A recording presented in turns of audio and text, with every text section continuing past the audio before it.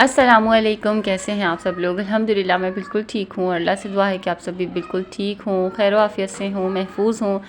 तो जी है फ़जर का टाइम, तो मैं उठ गई थी। सबसे पहले तो मैंने कहा कि मैं नमाज़ पढ़ लूँ, और नमाज़ पढ़ने के बाद जो है ना, फिर मैं अपना व्लॉग आगे से मैंने स्टार्ट किया है। लास्ट टाइम जो मैंने व्लॉग आप लोगों के साथ शेयर किया था, उसमें मैंने आप लोगों के साथ अपनी देख की रेसिपी जो है ना मैंने शेयर की थी कि मैं 5 किलो की या 6 किलो की देख मैं किस तरीके से बनाती हूँ। तो बस जी, अब है नेक्स्ट डे, और सुबह में मतलब हस्बैंड को जो है ना वो खाना लेके जाना था। तो रात को बस मैंने मसाले में ना गोश्त शामिल करके रख दिया था।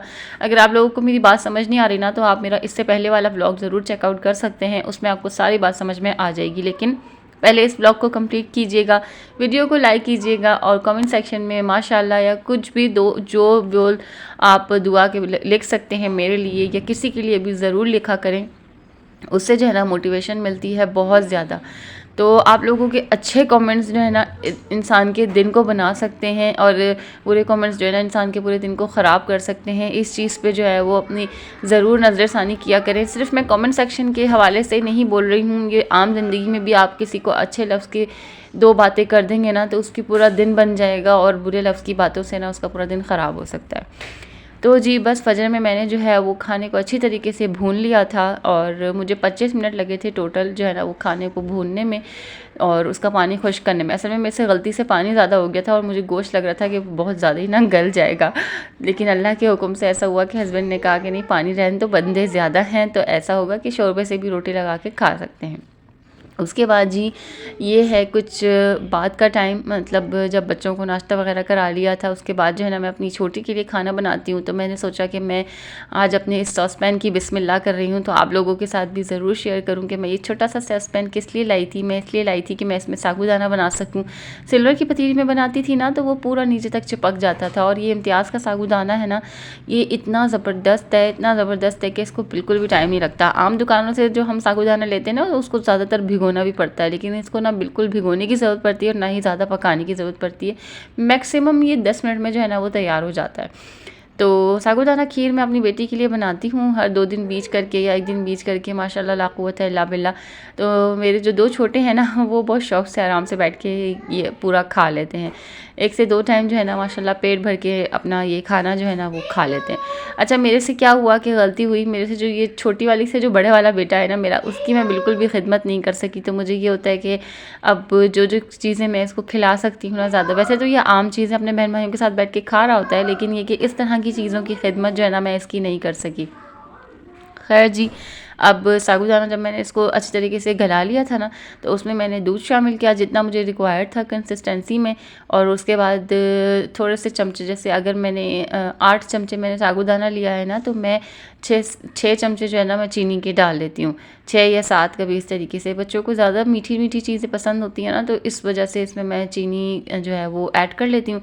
और फिर इसको अच्छी तरीके से चमचा चला चला के आपने जो है ना इसको खीर की तरीके से बनाना है। बेसिकली ये साबूदाना खीर होती है बच्चों के लिए। हम आम तौर पे चावल की खीर बनाते हैं अपने लिए, तो ये बच्चों के लिए साबूदाने की खीर होती है, और ये इतनी मुफीद होती है बच्चों को ताकत के हवाले से, प्रोटीन्स के हवाले से, और इसमें कैल्शियम भी शामिल होता है दूध के ज़रिए से। तो ये बच्चों के लिए ना बहुत ही एक मैं कहूँगी हेल्दी ग़िज़ा है, छोटे बच्चों के लिए भी। और अगर आपके बड़े बच्चे खा सकते हैं तो उनको भी लाज़मी दिया करें, कभी हफ़्ते में या 2 हफ़्ते में 1 दफ़ा, या जब उनको रिक्वायर्ड हो। क्योंकि बड़े बच्चों के तो इतने नखरे होते हैं ना, उनको इस तरह की चीज़ें समझ नहीं आ रही होती हैं। लेकिन छोटे बच्चों को तो आप कुछ ना कुछ करके, हाथ पैर पकड़ के, उनको बांध बूंद के, तो हम जो है ना उनको ये चीज़ें खिला सकते हैं। खैर जी, अब मैंने आप लोगों के साथ सोचा कि हर कोई अपनी अपनी फ़नकारियाँ शेयर कर रहा है, तो मैं भी क्यों ना अपनी फ़नकारी शेयर करूँ।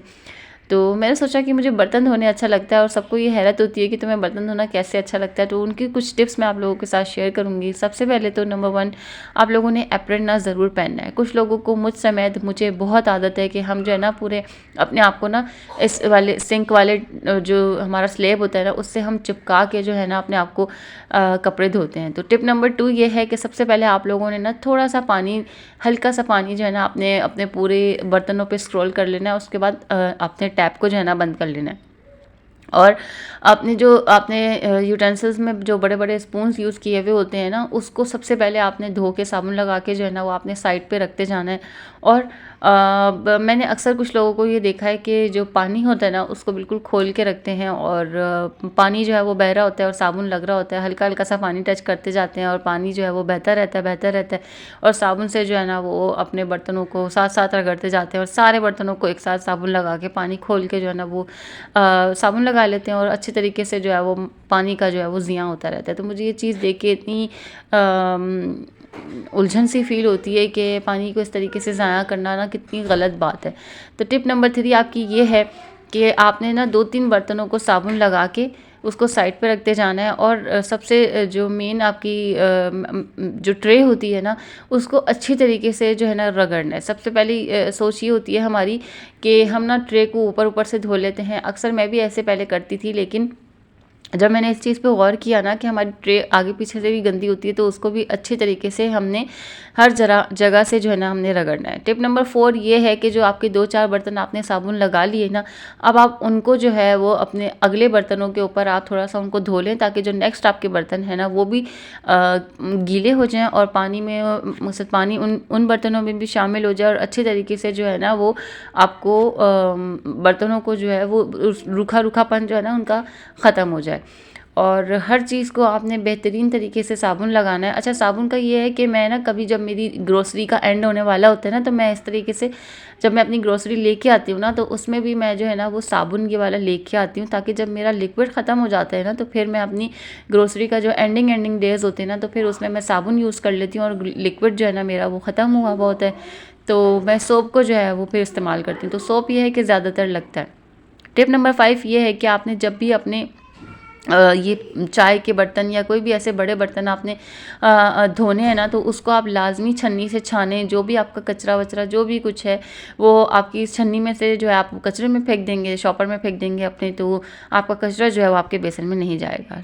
टिप नंबर 6 ये है कि जो आपका सबसे बड़ा बर्तन हो, जैसे खाने की कोई भी पतीली हो, फिर आप उसको जो है वो अपने सिंक के अंदर रख दें। जो आपने बर्तन साबुन लगा के आप रखते जा रहे थे, पहले आपने एक आधी बर्तन धोया था ना दूसरे बर्तनों को पानी देने के लिए, लेकिन जब आपने पूरे बर्तनों को अब आपने इस बड़े बर्तन के अंदर धो लेना है, ताकि जो साबुन का पानी है वो भी इस बर्तन के अंदर भी जो है ना वो अच्छे तरीके से चला जाए और आपको जो है वो इस बड़े बर्तन को बिल्कुल भी रगड़ने में परेशानी ना हो, और जो इसकी चिकनाई वगैरह है वो साबुन के पानी से जो है वो लग लग के थोड़ा सा ईजी हो जाए, ग्रीसी जो पना है ना वो उसका थोड़ा सा ख़त्म हो जाएगा। तो आपको जो है वो इसको सोप लगाने में और रगड़ने में जो है वो आसानी हो जाएगी। टिप नंबर 7 ये है कि आपने जो है ना जब भी अपना कोई बड़ा बर्तन जिसको आपने स्लेब पे रख के धोना है, तो उसके लिए ना आपने एक किचन टॉवल जो है वो यूज़ करना है। आजकल तो बहुत आराम से जो है ना वो इम्तियाज़ से टॉवल पैकेट जो है वो मिल जाता है। 6-7 टॉवल्स का मेरे ख्याल से 99 रुपीज़ में या 95 रुपीज़ में या 110 रुपीज़ में, इस तरीके से कभी कभी चेंज होते रहते हैं इसके प्राइजेस। तो आपने ये इस तरीके से टॉवल ले लेना है, ये आपके महीनों आराम से चलता है। वो आपने जो है वो बर्तन के नीचे रखना है और आराम से धो लेना है, ताकि जो बर्तनों की स्क्रैचेस हैं ना वो ना पड़ें स्लेब के ऊपर। टिप नंबर 8 ये है कि हमेशा डेली बेसिस पे जो है ना अपने दूध का जो ये बर्तन है इसको लाजमी धोया करें। ये मैं आपको अभी दिखाती हूँ कि मैं ये बात क्यों कह रही हूँ। जब हम डेली के डेली अपना ये दूध का जो पतीला है इसको हम धोते हैं ना, तो इसको रगड़ने में हमें बिल्कुल भी मसला नहीं होता। लेकिन अगर हम इसके अंदर दूध 1 से 2 दफ़ा या 3 दफ़ा हम जोश कर लेते हैं ना, तो इसके जो अंदर कुछ ना कुछ तो लगता है दूध का ना नीचे से, तो वो जो लग लग के जो है ना वो इतना सख्त हो जाता है। अच्छा, मेरे उठने से पहले ना अक्सर व बेश ऐसा होता है कि हस्बैंड दूध लाते हैं ना, तो वो बच्चों को फीडर देने के हवाले से वो दूध को जोश करने के लिए रख देते हैं। तो फिर ऐसा होता है कि वो तो कभी भी पतीला नहीं धोते। मेरी आदत हमेशा कि मैं सुबह उठ के ना मलाई वगैरह छान के तो सबसे पहले दूध को साइड में लगा के बच्चों की फीडर में निकाल के ना मैं दूध के बर्तन को धोती हूँ बहुत अच्छे तरीके से, और मुझे बिल्कुल ईजी लगता है वो बर्तन धोना। जो एक ही दफ़ा का दूध होता है ना, तो उस बर्तन को धोने में बहुत ईजी होता है। अभी आप ये देखिए मुझे कितनी मेहनत लग रही है इसको रगड़ने में, और ये जला हुआ भी है क्योंकि थोड़ा सा जो दूध के पार्टिकल्स जो ड्रॉप्स हैं वो नीचे गिरते हैं ना, तो वो पकते पकते पकते पकते फिर वो इतने बुरी तरीके से लग जाते हैं कि फिर उनको रगड़ने में पीछे से भी मसला होता है और फिर दूध के बर्तन में अंदर से भी बहुत ज़्यादा जो है ना वो इसको रगड़ना पड़ता है। अच्छा, दूध के बर्तन के साथ ना हम ऐसे कोई प्रैक्टिकल्स नहीं कर सकते कि हम इसके अंदर विनेगर या सोडा डाल के रख दें, तो फिर ये बड़े ख़तरे की बात हो जाती है। एक दफ़ा मैंने ये किया था और सारा दूध जो है ना वो ख़राब हो गया था। तो बिल्कुल भी ना दूध के बर्तन को ऐसी किसी भी चीज़ से नहीं धोना चाहिए, साबुन से या लिक्विड से ही हमेशा धोना चाहिए। और धोने के बाद भी 2-3 दफ़ा पानी से मुस्तकिल जो है ना वो हाथ रगड़-रगड़ के गुज़ारना चाहिए, ताकि दूध का बर्तन जो है ना उसके अंदर बिल्कुल भी कोई भी ऐसा पार्टिकल ना रह जाए कि जिससे दूध के फटने का ख़तरा होता है। दूध के फटने से ना मुझे इतनी ज़्यादा तकलीफ़ होती है, किसी भी चीज़ के ज़ियाँ से ना मुझे बहुत ज़्यादा तकलीफ़ होती है, लेकिन जब दूध को कुछ हो रहा होता है ना, मुझे ऐसा लगता है मेरी जान पे बनी हुई है बात कि ऐसा क्यों हो गया, दूध ज़रा सा भी क्यों गिर गया, या ये क्यों फट गया, ये क्यों ख़राब हो गया, मेरी ना जान पे बन रही होती है ये बात। खैर जी, अच्छे तरीके से दूध के बर्तन को आपने रगड़ रगड़ के साफ़ कर लेना है। और मैं इंशाल्लाह नेक्स्ट किसी वीडियो में आप लोगों को दिखाऊंगी कि जब हम एक दफ़ा के बर्तन को धोएंगे ना तो वो कितने आसानी से धुल जाता है। अब ये देखें, इसमें जो है ना मैंने पानी भर लिया था ना, तो ये बिल्कुल पतीला जो है इसको मुझे बिल्कुल भी मेहनत नहीं करनी पड़ेगी, ये बिल्कुल आराम से जो है वो धुल जाएगा। बस नीचे से हल्का सा रगड़ना पड़ेगा, क्योंकि ज़ाहिर है गैस जब तेज़ होती है ना तो फिर पतीला नीचे से काला हो ही जाता है हल्का सा ना, तो नीचे से इसको भी रगड़ लेंगे। बिल्कुल मेरा नया पतीला है, शादी के वक्त का, शायद मैंने ये वाला साइज़ जो है ना मैंने इस्तेमाल नहीं किया था, तो ये अब मैंने इस्तेमाल किया और माशाल्लाह माशाल्लाह माशाल्लाह अल्हम्दुलिल्लाह के देखें बिल्कुल नया सा लग रहा है। अच्छा जी, उसके बाद टिप नंबर हमारी 9 ये है कि आपने जो है ना अपने जो सिंक का आपका टैप एरिया है ना उसको आपने डेली बेसिस पे धोना है। डेली बेसिस पे किसी एक वक्त आपने जो है ना, जब आपने देखा कि आपने बहुत चिकनाई वाले बर्तन धोए ना, तो वो टैप वाटर से जो है ना आपको छींटे जो हैं वो उड़ती हैं। जैसे कि मैंने शावर लगाया हुआ है ना, तो हमारे कपड़ों पे भी छींटे आती हैं, इसीलिए मैंने आप लोगों को एप्रन की बात भी करी है। जो ग्रीसी पार्टिकल्स होते हैं ना वो स्प्रेड होते हैं, वो जो उसके मिनी मिनी पोर्स होते हैं ना वो आपके कपड़ों पे चिकनाई की स्मेल देते हैं, पूरे टैप पे जो है ना वो चिकनाई हो जाती है। तो आपने टैप को हमेशा एक दफ़ा जो है वो दिन के किसी एक ऐसे बर्तन धोने में आपने हमेशा रगड़ना है। और अपना जो ये वाइपर है ना, किचन का वाइपर आजकल सबके पास है, सबके पास है, तो इसको भी आपने लाजमन जो है वो धोना है। इस तरीके से क्या होता है, आपकी जो चीज़ होती है ना वो बिल्कुल न्यू न्यू लगती है, और आपका जो सिंक एरिया है वो भी बिल्कुल साफ़ सुथरा लगता है। लगता ही नहीं है कि यहाँ पे किसी ने बर्तन धोए। बाहर के ममालिक में मैं जब उनके व्लॉग्स देखती हूँ ना, उनके मिनी व्लॉग्स देखती हूँ, जैसे कि वो लोग बर्तन धो रही होती हैं, आप लोग यकीन जाने कि वो बर्तन धोने के बाद अपने सिंक एरिया को बिल्कुल ऐसे वाइप आउट कर देती हैं और फिर टिश्यू से बिल्कुल उसको ऐसा सुखा देती हैं कि किसी को लगे ही ना कि यहाँ पे अभी 2 मिनट पहले जो है ना वो इतने ढेर सारे बर्तन धुले हैं। लेकिन हम तो इस तरीके से वाइप आउट या टिश्यू से नहीं कर सकते, क्योंकि हमें तो मुस्तकिल हर थोड़े थोड़े सेकंड में हाथ धोना होता है। इस वजह से हमें इस तरीके की मकसद बिल्कुल टिश्यू विश्यू करने की तो कोई ऐसी ज़रूरत नहीं है। लेकिन जितनी केयर हम उसकी पानी से धो के और रगड़ रगड़ के साफ़ करने से कर सकते हैं ना सिंक की केयर, तो उससे जो है ना वो सिंक ज़्यादा हमें चमकता हुआ नज़र आएगा। टिप नंबर 10, आपने ना अपने सिंक एरिया के पास हमेशा एक हैंड वॉश रखना है। आप कितने भी बर्तन धोते हैं ना तो आपके हाथों में से जो है वो ग्रीस की या ऑयली सी चिकनाई सी जो है ना वो स्मेल होती है, या सोप जो आपका डिश वॉशिंग सोप होता है ना उसकी स्मेल होती है। तो लाजमन अपने जो सिंक एरिया है ना उसके पास अपना एक हैंड वॉश रखें, जिससे आप बर्तन धोने के बाद अपने हैंड्स को अच्छे से वॉश कर सकें और आपके हाथों में से जो है ना वो बजाय स्मेल आने के एक बहुत ही प्यारी सी फ्लोरल सी जो है ना वो खुशबू आनी चाहिए। अच्छा जी, यही थी मेरी ऐसी टिप्स जिनसे आपको जो है वो इस्तेमाल करेंगे ना तो आपको बर्तन धोने में ना बजाय बोझ लगने के आपको मज़ा आने लगेगा।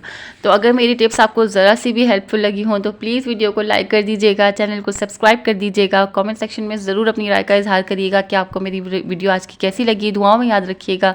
अल्लाह हाफ़िज़, फ़ी अमानिल्लाह।